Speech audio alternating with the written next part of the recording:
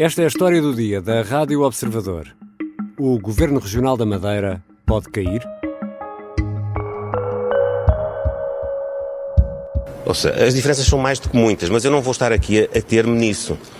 Quero, aliás, recordar-vos que eu sou daqueles que emitiu sempre uma opinião segundo a qual não foi um parágrafo que esteve na gênese da admissão do primeiro-ministro. Uns minutos depois de Miguel Albuquerque anunciar que não se demitia e prometer toda a colaboração com a Justiça, Luís Montenegro comentava o caso que envolve o nome do presidente do Governo Regional da Madeira e líder do PSD local. A notícia foi conhecida esta quarta-feira e o líder do PSD nacional não encontra comparação entre o caso que levou à demissão de António Costa com a situação em que se encontra Miguel Albuquerque. Que caso é afinal este e que consequências políticas pode ter? Vou conversar com Luís Rosa, redator principal do Observador, jornalista que há muito acompanha a área da justiça e é também o anfitrião do podcast da Rádio Observador Justiça Cega. Eu sou Ricardo Conceição e esta é a história do dia, de quinta-feira, 25 de janeiro. Bem-vindo, Luís. É sempre um prazer estar aqui, Ricardo. Obrigado, Luís. E que caso é afinal este da Madeira? São 3 inquéritos que foram começados a ser investigados num período que vai de 2015 a 2020. Ainda não sabemos o objeto de cada um desses 3 inquéritos, mas já temos algumas luzes. Pesquisar informação sobre processos que estão em segredo de justiça é algo semelhante a construir um puzzle. Um puzzle com muitas peças, imagino. Muitas peças, neste momento conhecemos poucas ainda. Nós estamos na fase inicial da construção desse puzzle. Sabemos, por exemplo, neste momento, que um dos processos tem a ver com a venda da Quinta da Rosa de Miguel Albuquerque, que já lá vamos explicar melhor, que outro, como os próprios comunicados do Departamento Central de Investigação e Ação Penal e da Polícia Judiciária confirmaram, tem a ver com processos de contratação de obras públicas, nomeadamente a adjudicação de dezenas de contratos em valor superior a várias centenas de milhões de euros. Sabemos que algum desses contratos públicos têm a ver com o teleférico do Curral das Freiras e também com a compra de autocarros para a região autónoma. E que também há várias operações de licenciamento urbanístico e turístico envolvidas, nomeadamente o licenciamento da Praia Formosa. E sabemos que os principais suspeitos deste processo, ou destes 3 processos, são Miguel Albuquerque, presidente do Governo Regional da Madeira, Pedro Calado, presidente da Câmara do Funchal e ex-número 2 de Albuquerque no Executivo madeirense, e Avelino Farinha, presidente do Grupo AFA, que é um grupo económico da Madeira com relevância na região autónoma. Calado, Farinha e um segundo gestor da AFA estão detidos e vão ser ouvidos em Lisboa, no Tribunal Central de Instrução Criminal. Luís, e foram realizadas várias buscas por muitos elementos da Judiciária, só que os números impressionam pela dimensão. Sim, sem sombra de dúvidas, é uma operação com uma magnitude ao nível de uma operação Marquês, ou até mesmo no universo Espírito Santo. Apesar do processo, pelo que eu julgo saber, não tenha essa importância, mas tem uma importância fortíssima regional. Eu diria mesmo que é o processo judicial mais importante da região autónoma da Madeira desde o 25 de Abril. Não tenho qualquer dúvida sobre isso. Daí a magnitude desta operação. Estamos a falar de 130 buscas que foram realizadas pela Polícia Judiciária na Madeira, mas também em diversos pontos do continente.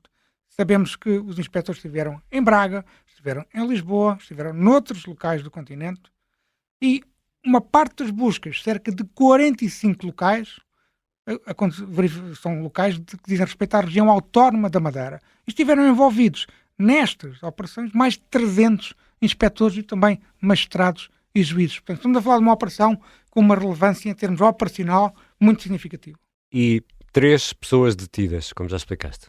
Exatamente, 3 pessoas detidas. E qual é o rol de crimes que está aqui em causa? É muito variado. Estamos a falar de corrupção ativa, corrupção passiva, prevaricação, participação económica em negócio, abuso de poder, um conjunto de crimes muito extenso e tem a ver essencialmente com titulares de cargos públicos e políticos, nomeadamente membros do Executivo do Governo Regional da Madeira e também da Câmara do Funchal. E o caso está a ser gerido por Lisboa, é isso? Não pelo Funchal? Sim, está a ser gerido por Lisboa por uma razão que se explica rapidamente. Vamos Nós a aqui isso. temos dito isto muitas vezes a propósito de outros processos. É importante recordar, sempre que for necessário, o Departamento Central de Investigação e Ação Penal é um departamento que foi constituído em 1999. Ao mesmo tempo também que foi constituído o Tribunal Central de Instrução Criminal para os processos judiciais. Qual é o objetivo do TCIAP. É ter uma gestão transdistrital, se tu quiseres, uma gestão nacional, num conjunto de crimes, nomeadamente de crimes que tenham sido praticados em vários distritos judiciais. Ora, como as buscas acabam por revelar, de facto, os inspectores da Judiciária e os procuradores do Ministério Público foram a vários distritos ao longo do país. Daí esta necessidade e esta competência do TCIAP ter este processo em suas mãos e centralizar a sua investigação. E é importante também dizer que Pedro Calado foi detido no Funchal. O Presidente da Câmara do Funchal. O Presidente da Câmara do Funchal, ex-número 2 de Miguel Albuquerque, no Executivo Madeirense, foi detido no Funchal e é ouvido em Lisboa. Foi precisamente também aqui no continente. Foram detidos os 2 gestores do grupo AFA e também vão ser ouvidos no Tribunal Central de Investigação Criminal em Lisboa. E há outros elementos do Governo Regional também sob suspeita, autarcas? E eu aqui, pelo que eu sei, pelo que eu julgo saber, atrevo-me a dizer que estes 3 processos vão ao coração do Governo Regional da Madeira. Porque basta, não só é uma informação, como também há aqui uma dedução lógica que se pode fazer. Porque o que está aqui em causa, ainda por cima numa economia com a escala da Madeira, em que o Governo tem uma grande importância, o Estado tem uma enorme importância, basta ver o tipo de processos que estão aqui em causa. É fácil deduzir que são pastas centrais da governação da Madeira. Pastas como obras públicas, turismo e, no caso da Câmara do Funchal, urbanismo. Portanto, são 3 áreas que são vitais para uma governação e para uma economia com a escala da região autónoma da Madeira. Já voltamos à conversa com Luís Rosa, redator principal do Observador, que acompanha há muito casos de justiça. Poderá, afinal, o Governo Regional da Madeira acabar por cair?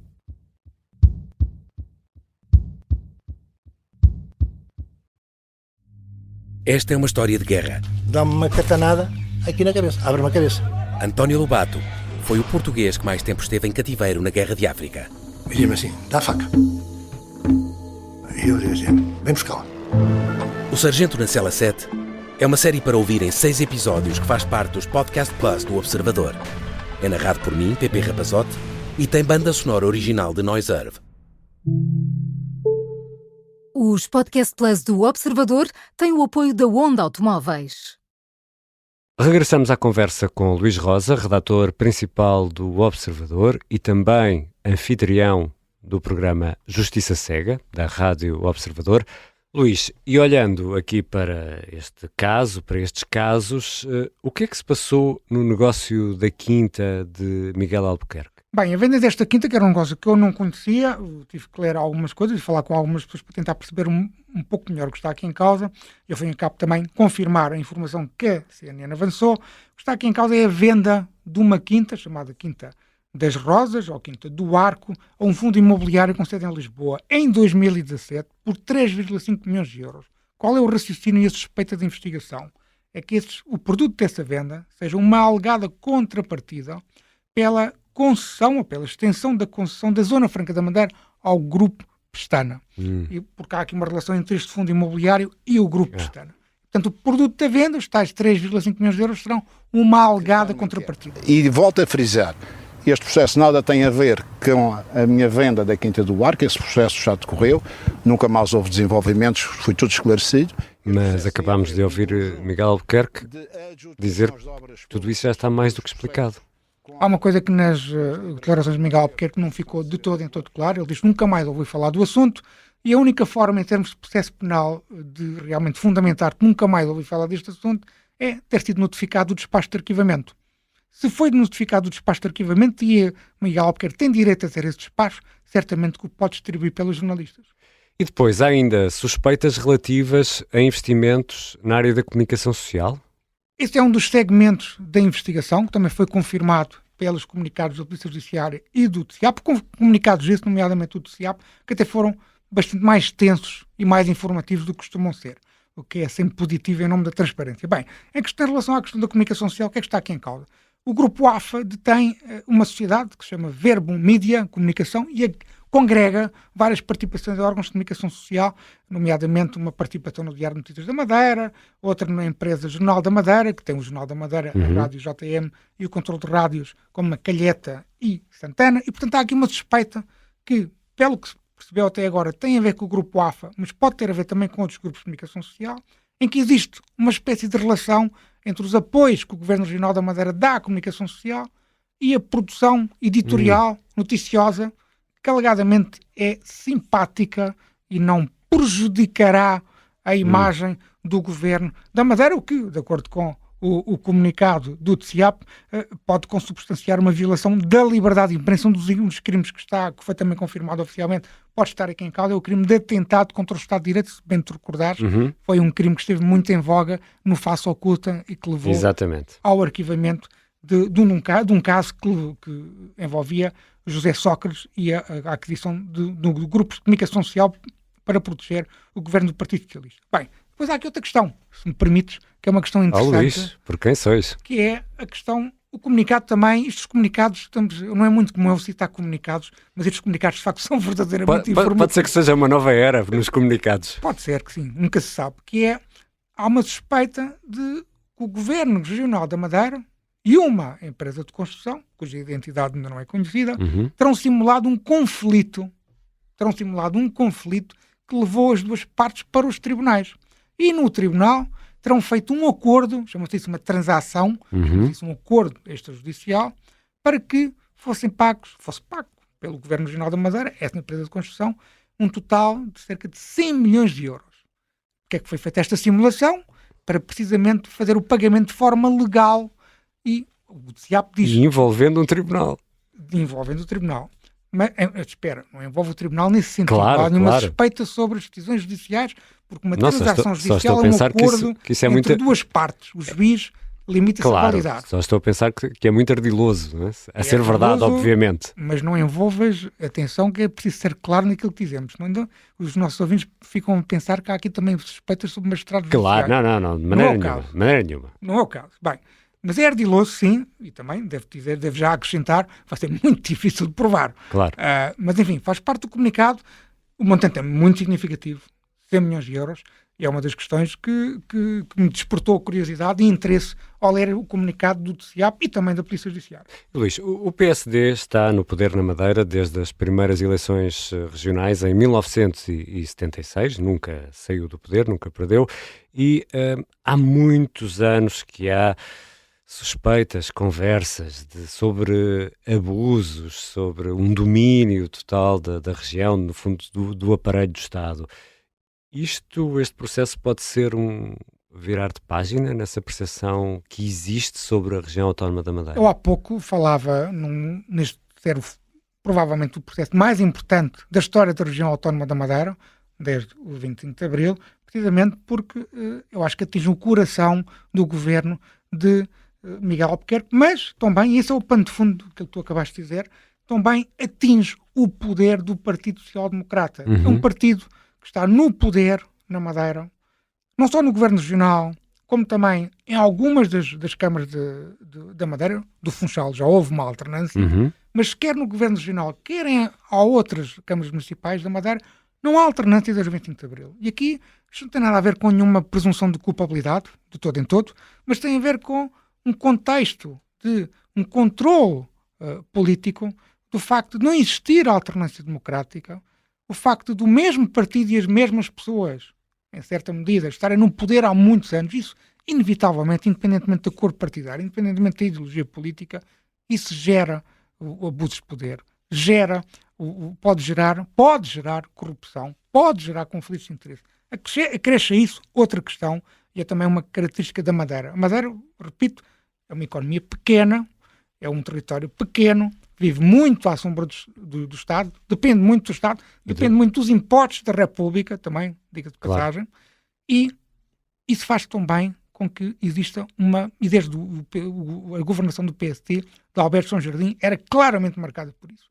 Marcada por uma promiscuidade entre o poder político e o poder económico, em que dirigentes do PST da Madeira eram também detentores de empresas que tinham importantes contratos, nomeadamente obras públicas, com o Governo Regional da Madeira. E, portanto, este processo, ao fim e ao cabo, é o culminar, se tu quiseres, desta governação unilateral do PST de quase 50 anos. Não, do meu ponto de vista não houve corrupção nenhuma. Eu nunca tive nenhum caso de corrupção, nem vou ter na minha vida. Ninguém me compra.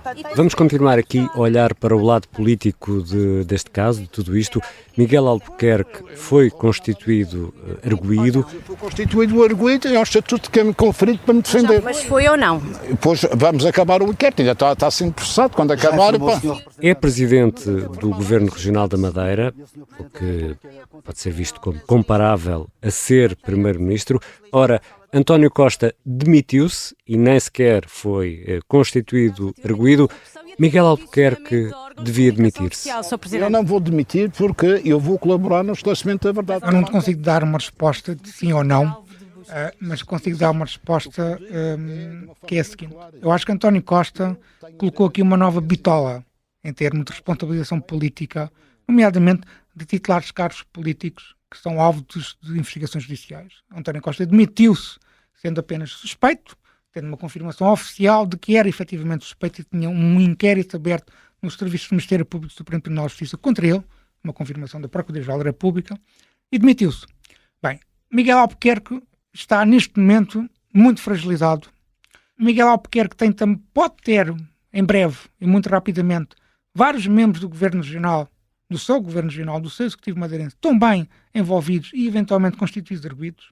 Tem o seu número 2 no partido, o seu Delfim, o seu sucessor, constituído arguido e detido.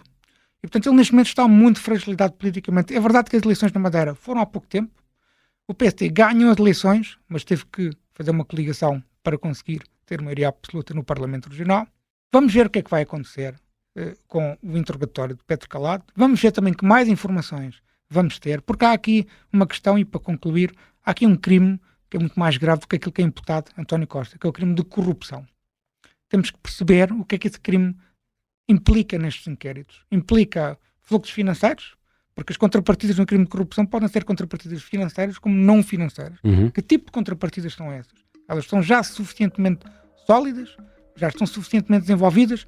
Portanto, há aqui alguns pontos de interrogação para poder-te responder de forma afirmativa ou negativa a essa tua pergunta. Mas há uma coisa sobre a qual eu não tenho qualquer dúvida. Miguel Albuquerque está muito fragilizado politicamente neste momento. Obrigado, Luís. Obrigado, Ricardo. Luís Rosa é redator principal do Observador e acompanha a área da justiça. É também o anfitrião do podcast da Rádio Observador, Justiça Cega. Esta foi a história do dia. Os sons que ouvimos foram registados no Funchal pela CNN e em Lisboa pela Rádio Observador. Este episódio contou ainda com a colaboração da jornalista Laura Figueiredo. A sonoplastia é do Artur Costa, a música do genérico do João Ribeiro. Eu sou o Ricardo Conceição. Até amanhã.